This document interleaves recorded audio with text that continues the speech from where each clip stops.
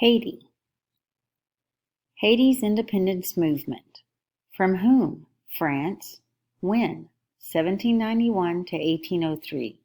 Key leader, Toussaint L'Ouverture.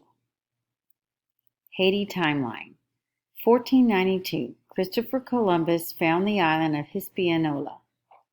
1600. Spanish settlers wiped out the natives. 1697. Spain gave Hispaniola to the French and slaves were brought over from Africa. 1791. Slaves rebelled. 1804. Haiti declared its independence. Why did Haiti want their independence? Arawak natives were already wiped out by the Spanish settlers in early years.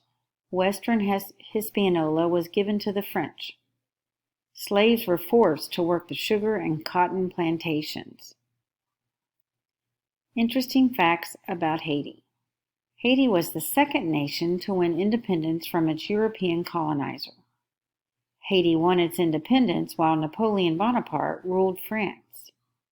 The Haitian independence led indirectly to the Louisiana Purchase. Slaves outnumbered slave owners at the time of independence. Haitians still speak French. Life in Haiti. Despite their independence, Haiti remains an underdeveloped country.